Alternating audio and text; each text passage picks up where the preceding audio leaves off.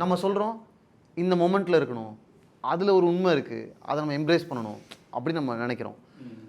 ஆனால் அதே நேரத்தில் நம்ம கிட்டத்தட்ட நம்மளுடைய குழந்தை பருவத்தை நினச்சி இல்லைனா ஒரு நாஸ்டால்ஜியா நம்ம எம்ப்ரேஸ் பண்ண ட்ரை பண்ணுறோம், என்ஜாய் பண்ணுறோம், அது ரொமான்டிசைஸ் பண்ணுறோம், சைல்டுஹுட்டை ரொமான்டிசைஸ் பண்ணுறோம்.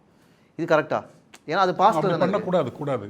நம்ம இந்த நொடியில் அந்த குழந்தை பருவத்தில் இருக்கணுங்கிறது தான் சேலஞ்சிங்கான விஷயம் தான். அது இந்த நொடியில் நம்ம அப்படி இருக்கணும். நம்மளுடைய நினைவுகள் மூலமாக நம்ம வந்து குழந்தை பருவத்துக்கு போகக்கூடாது. நம்மளுடைய இருப்பே குழந்தை பருவத்துக்கு போகணும். நினைவுங்கிறதே ஒரு வகையில் பார்த்திங்கன்னா நினைவுக்குள்ளே காலம்ங்கிறது ஒன்று வந்துடுது. எங்கெல்லாம் காலம் வருதோ அங்கெல்லாம் கஷ்டமும் வரும்.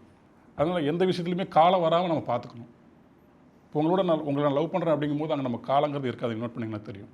ஒரு பொண்ணு ஒரு பையன் லவ் பண்ணும்போது அது முடிஞ்ச பிறகு வேணால் அவங்களுக்கு டைம் தெரியும். ஒரு குழந்தை விளாண்டுட்டு இருக்கும்போது அந்த குழந்தைக்கு அந்த காலங்கிறது அங்கே இல்லை.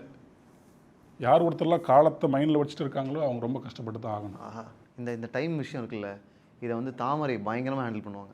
ஆமாம் அக்கா, நிறைய பாடல்களில் டைமு கிளாக்கு இது வந்துகிட்டே இருக்கும்.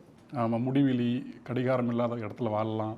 எனக்கு அப்படி தான் தோணுது. இந்த விஷயத்துக்கு நம்ம அந்த நினைவுகளுக்குள்ளேருந்து குழந்தை பருவத்தை நோக்கி போகிறத விட நம்மளுடைய முழு இருப்புமே அந்த குழந்தைமையை நோக்கி அல்லது குழந்தைமையாக ததும்பும் போது அந்த பிரச்சனை இருக்காதுன்னு நினைக்கிறேன். அங்கே நாஸ்டாலஜியாக்கும் வழி இல்லை, ஃப்யூச்சருக்கும் வழி இல்லை. ஜஸ்ட் பீயிங் அந்த இடத்துல இருக்கிறது. ஆமாம்.